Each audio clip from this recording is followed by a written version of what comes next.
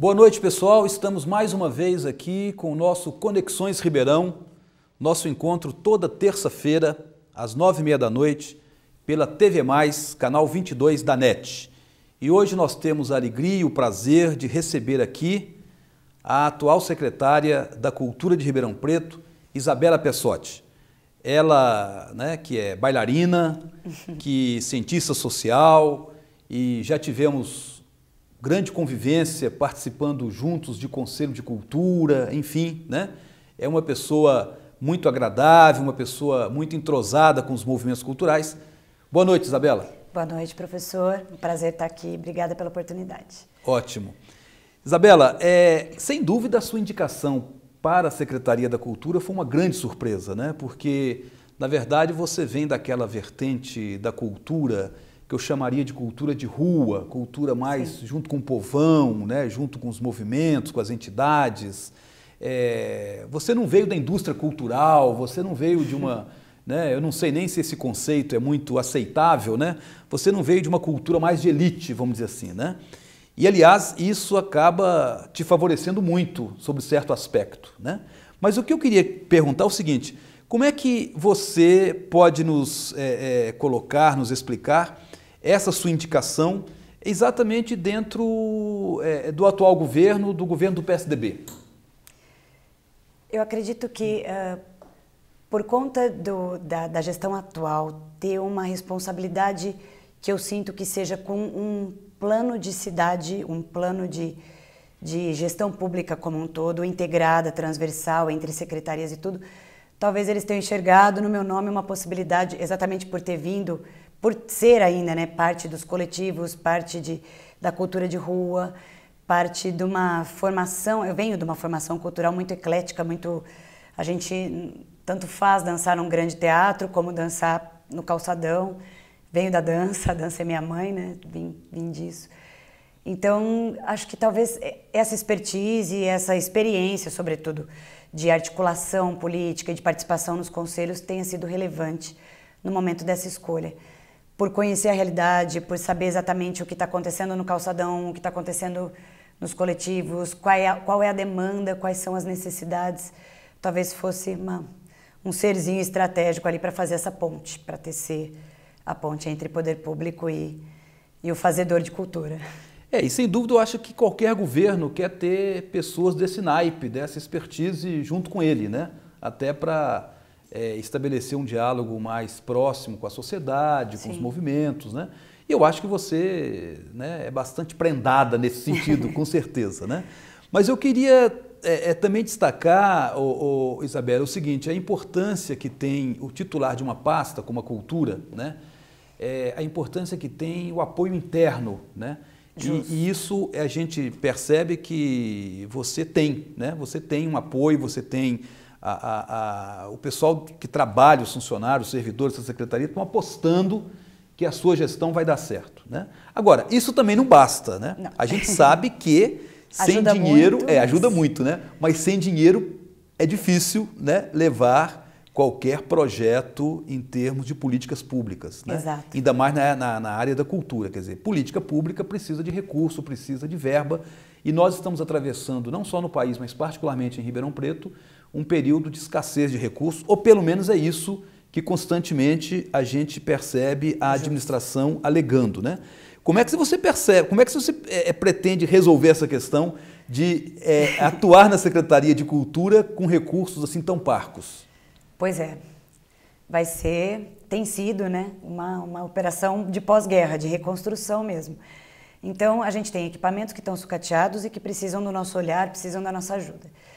E a ideia de pleitear recursos junto à iniciativa privada, de fazer essa ponte também entre o ente público e o ente privado para essas realizações. Mas também não podemos deixar de olhar para as demandas que são da sociedade civil, que são os marcos legais, em relação a políticas públicas para a cultura, e que precisa de orçamento. E aí a gente precisa brigar por essa dotação, para aumentar paulatinamente, dentro do possível, a dotação para a cultura, que é uma das pastas menos favorecidas na hora de repartir o montante aí da arrecadação municipal.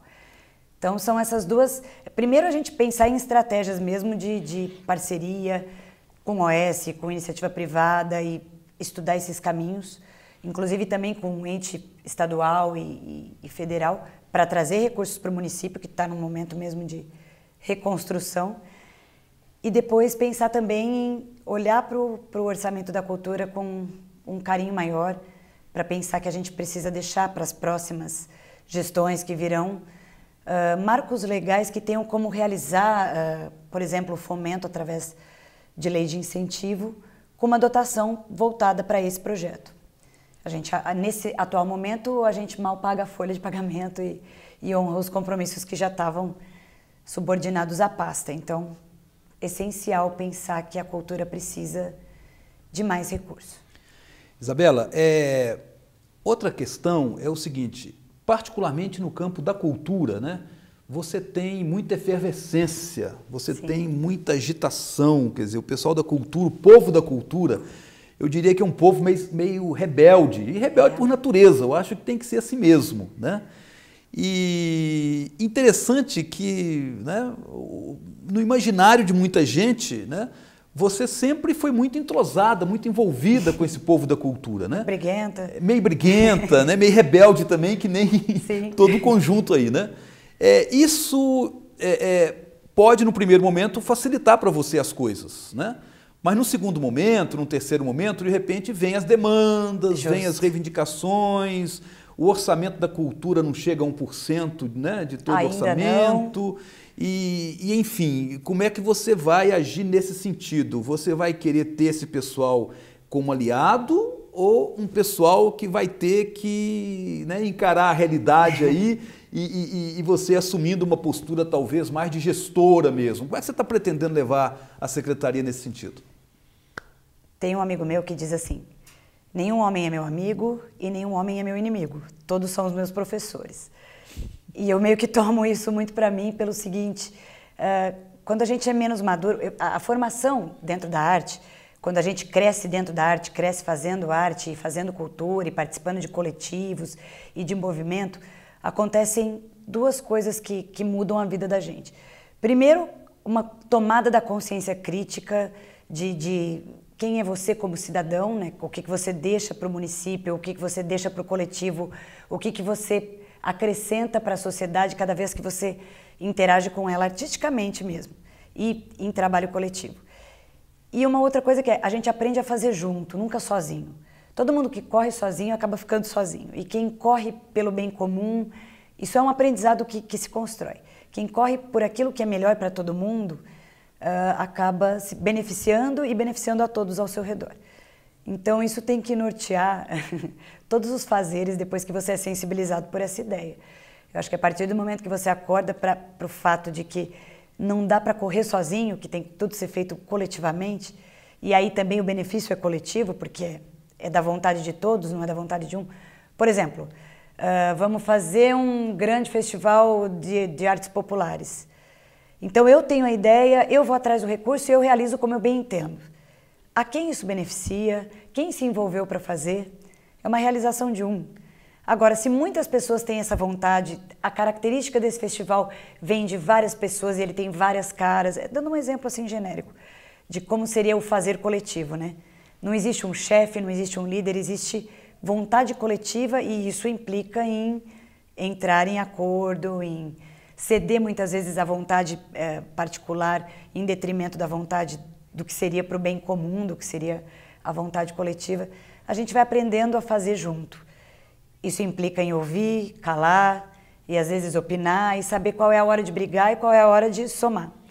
E quando você vai fazer ponte, fazer a ação diplomática entre a vontade da sociedade civil, a necessidade do poder público, acho que a função do, não sei se esse nome gestor seria o melhor nome nesse momento, porque ele está atrelado a um modelo de fazer política que talvez não seja aquele que me representa, assim, mas da pessoa que está à frente de uma pasta de cultura ou qualquer outra, é exatamente mediar os interesses e não descobrir nenhum dos dois, não deixar nem a demanda do poder público, que é legítima, porque existe a incumbência de fazer pelo bem comum.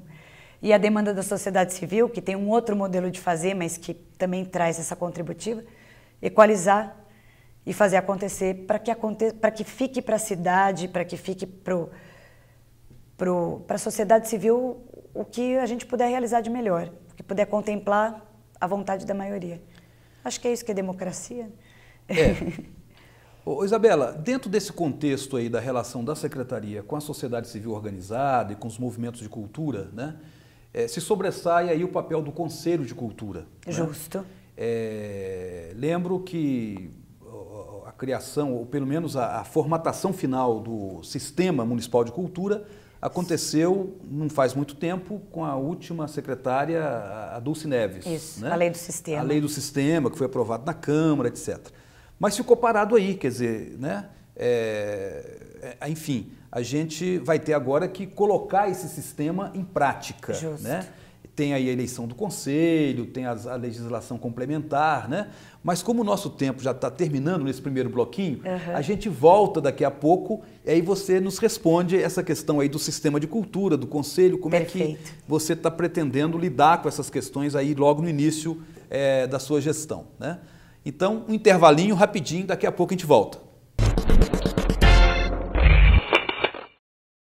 Não importa o ingrediente de cada prato, o que vale é a praticidade de cada receita e o carinho com cada detalhe. Separe lápis e papel. Tem mais ideias surpreendentes para esse novo ano. Com certeza é este amor que tenho pela culinária que me permite criar novidades a cada dia para que você possa cuidar da sua família com muito amor. TV Mais, a nossa paixão por Ribeirão só aumenta.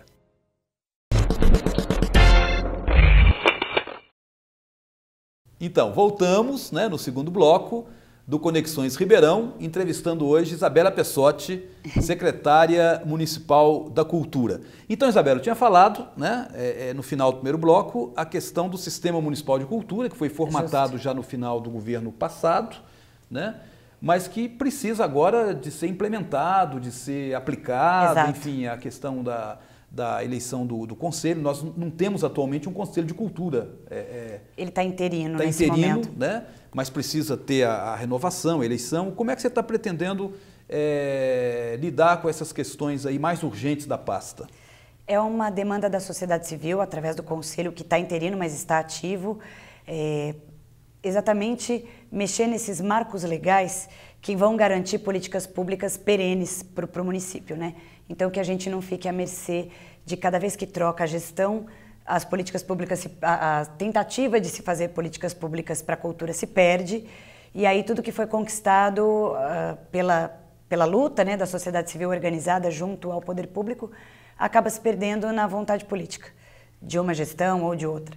Então, é importantíssimo olhar para essa situação que são os marcos legais.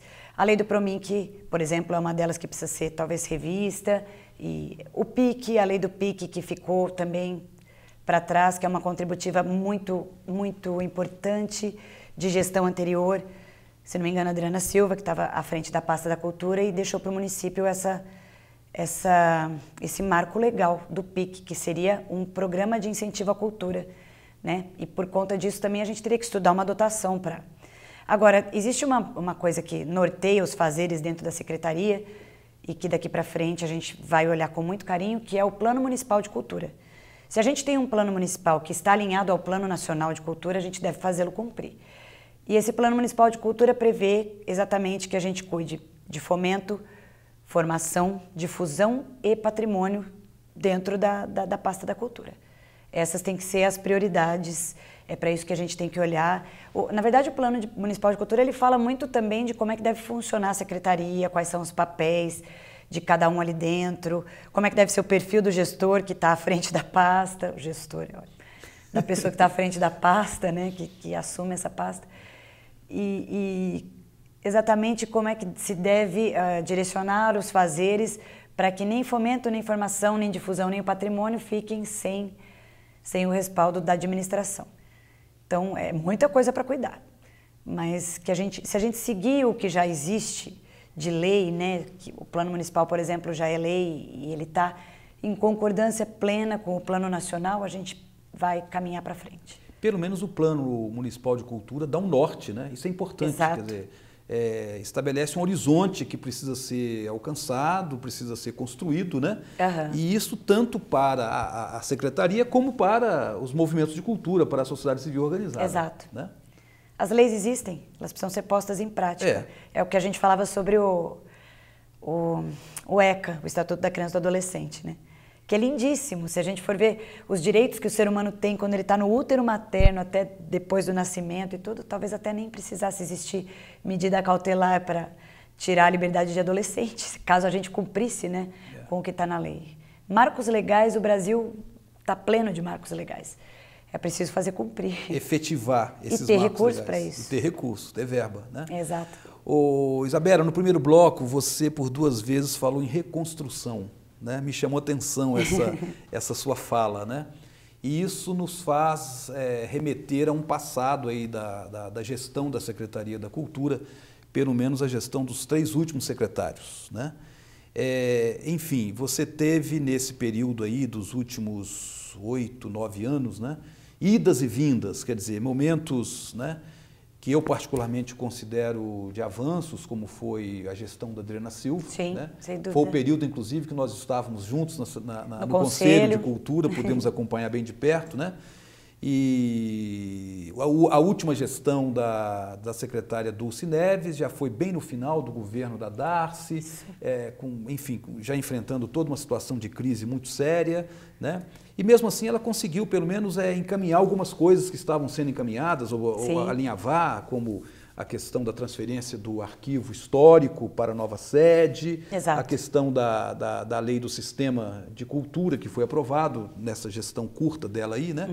Enfim, você quer fazer uma gestão bem própria, com a sua marca pessoal, ou você consegue, por exemplo, em algum desses momentos anteriores, tirar um exemplo, tirar uma referência interessante para a sua gestão? Na verdade, eu tiro várias. Eu acho que a gente chega na secretaria com uma história construída. Exato. Todo mundo que fez anteriormente fez o que pôde até onde pôde. E a gente parte daqui.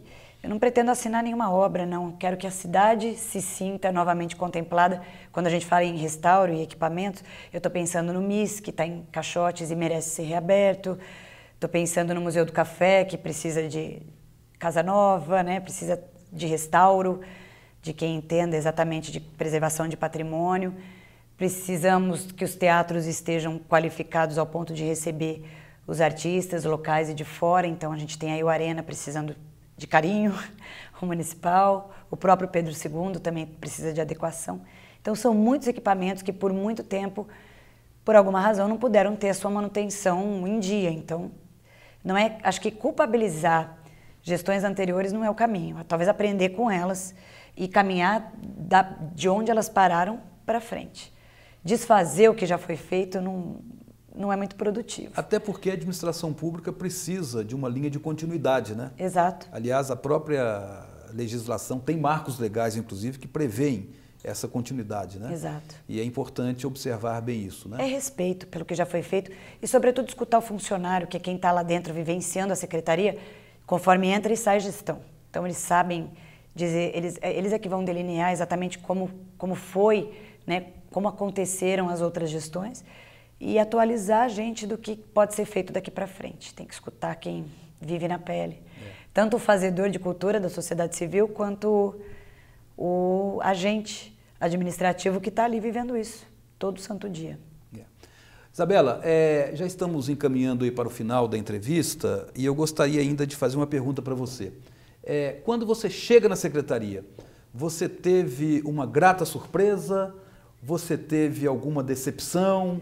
É claro que tem poucos dias que você está ali, né? Tem o quê? Uma como semana? Secretária. Como secretária, Tá. Logo assim que você assume, né? Enfim, e encara uma realidade diferente daquela que você estava acostumada, né? Você estava do lado da sociedade, agora mudou do lado do balcão, né? Está do lado do Estado, né? Enfim, você pode colocar para a gente assim, alguma grande surpresa, positiva, negativa, enfim? Talvez seja uma característica minha, mas acho que isso foi sendo construído com a maturidade, assim, de que não foi nenhuma grata surpresa. Eu conhecia o diagnóstico interno da secretaria muito bem, É porque você já estava lá, inclusive, trabalhando na secretaria. Exato. E às vezes indiretamente, né? Fiquei muito tempo nos centros culturais, então acompanhando de maneira indireta o andamento da secretaria e sempre com uma visão parcimoniosa dos dois lados, do que a sociedade civil exige que a secretaria retorne e do que a secretaria pode, de fato, retornar à sociedade civil. Então, não foi surpreendente para mim, nem o estado em que os equipamentos estavam, nem a demanda interna de questões que carecem de solução. Agora, o que foi surpreendente foi assim, a recepção positiva, tanto dos coletivos e de sociedade civil, quanto dos funcionários. Eu me senti muito acolhida. Então, isso é uma força gigante para realmente pegar firme para fazer e deixar um bom projeto para quem vai dar essa continuidade, para quem assumir depois, né? Pensar que a gente tem que fazer coisas que são viáveis para quem vai assumir depois dar continuidade. O que fique para o município, de fato. E eu acho interessante essa sua chegada na secretaria, né? Porque não foi, de uma certa forma, eu disse no início da entrevista que foi uma surpresa. Mas, por outro lado, eu acho que você já vinha, de certa forma, se preparando até, né? Porque participou de Conselho de Cultura, quer dizer, lidou com muita discussão, muito debate ali a respeito dessa relação de sociedade com o governo, etc., projetos e tudo mais, né? Depois você esteve lá uns 6 meses antes de assumir a secretaria, você já estava trabalhando na secretaria. Trabalhando nas atividades culturais ali. Então já conhecia, de certa forma, o funcionamento interno da secretaria. Justo. Então acho que você, né, chegou preparada, de certa forma. Preparada para a notícia da cadeira da secretaria eu não estava, não. Mas preparada talvez para assumir, eu me sinto nesse momento. E respaldada, sobretudo, porque sozinho ninguém faz nada. Então acho que se a gente fizer o que a sociedade civil precisa que a gente faça, a gente tem o apoio da sociedade civil, e se fizer exatamente o que a administração também espera, né, para devolver à cidade o que ela merece em termos de cultura, teremos também o apoio dessa administração. Isabela, e daqui para frente, né, qual a maior urgência que você vê na secretaria? Assim, alguma coisa que já era para ser resolvido ontem e que você tem que resolver. Duas urgências. Então, vamos lá. Duas que caminham juntas. Isso, vamos lá. Uma é a urgência de marcos legais efetivamente reconhecidos pelo município, né? As leis que respaldam a cultura e o orçamento para isso, porque também não adianta ter um marco legal, como, por exemplo, a lei do PIC, que é uma demanda da sociedade civil para a gente e que precisa ser cumprida. E a segunda, que caminha junto também, é a devolução para a cidade dos equipamentos, museu, teatros, tudo isso funcionando e de maneira qualificada. E é claro que a gente tem demandas internas, que são de reposição de funcionário, de fazer a máquina pública funcionar melhor, mas nesse momento a gente compreende que nós vamos ter que super exigir das engrenagens, porque é um momento de contenção mesmo. Olha, a gente sabe também que a secretaria tem muitos equipamentos, né? Muitos. Tem como você já disse, os museus, mas eu gostaria de destacar os centros culturais, né? Importantíssimo. Porque o centro cultural ele está na ponta, ele é o contato direto lá com o menino que faz a aula de violão, a aula de dança, o outro que está na periferia, a juventude da periferia tem um centro cultural ali, né? E a gente sabe que nas gestões anteriores houve muita discussão no sentido de que vários desses centros culturais, principalmente da periferia, estavam relegados ao abandono, né? Exato. Como é que você está pretendendo encarar os centros culturais? Como é que você está vendo essa questão dos centros culturais, principalmente os da nossa periferia, que deve ter um papel, além de cultural, social também muito importante? Exato, tem mesmo. E eles têm um outro papel que é, bom, primeiro existe uma lei nacional, né, está no Plano Nacional de Educação, que até 2020 a maioria das escolas em cada município se adeque à integralidade. Então a gente precisa fornecer, dar a possibilidade às crianças que estão na rede de ensino de atividades culturais e esportivas no contraperíodo escolar. Isso já acontecia, né, em Ribeirão Preto há muitos anos atrás, quando a gente tinha programas que eram intrínsecos entre Secretaria da Educação e Secretaria da Cultura dentro dos centros culturais. Então, os centros, eles tinham professores de música, de dança, de cultura de matriz africana em alguns, de teatro, enfim, capoeira, uma série de manifestações culturais e artísticas. E esses professores estavam lotados na educação, mas trabalhavam dentro dos centros culturais para garantir que no contraturno escolar a criança e o adolescente tivessem atividades, 4, 5 horas de atividades diárias fora do âmbito escolar. E isso é uma quimera e é um sonho retomar, caso a gente não consiga, por conta de falta de dotação também da Secretaria da Educação, vamos tentar por outras vias, mas garantindo a gratuidade desse ensino. O que aconteceu nos últimos anos foi que o ensino, as ONGs passaram a tomar conta desses centros culturais e fazer a gestão pedagógica, cada uma a seu modelo. É interessante o que você está levantando aí, né? Quer dizer, uma parceria, uma atividade, né, parceira entre educação e cultura. Não dá para pensar a educação sem cultura, nem a cultura sem educação, né? Exato. E nos últimos anos a gente percebeu uma coisa muito apartada, muito separada. Caminhando. Separado e sem diálogo nenhum entre as pastas, inclusive, né? Então, se essa for realmente uma ideia, né, sua de levar esse projeto, eu acho que vai ser muito interessante, né? Retomar essa ideia mestra aí de cultura junto com a educação. O melhor de tudo é que a ideia é da gestão mesmo, de trabalho transversal entre secretarias. Isso tem acontecido muito. E a gente está trabalhando muito intrinsecamente. Saúde, educação, cultura, assistência social, que são as pastas que mais dialogam mesmo. Até obras, porque a gente tem que dialogar. Então, que isso se efetive cada vez mais e que a gente consiga fazer acontecer nos centros culturais também. Isabela, foi muito bom a sua presença aqui. Eu que né? agradeço Foi muito. ótimo você ter vindo, a gente ter conversado. Logo no início da sua gestão na secretaria, né?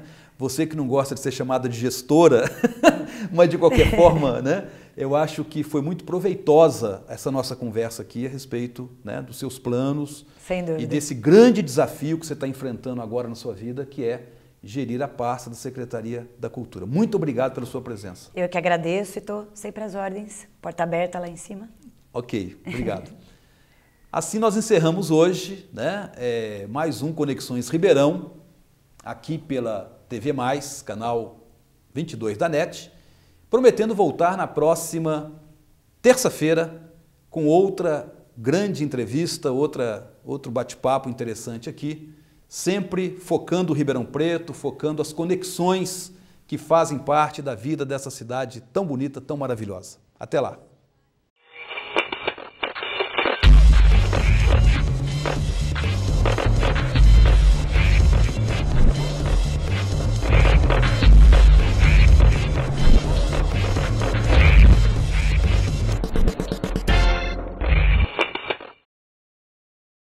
TV+, paixão por Ribeirão.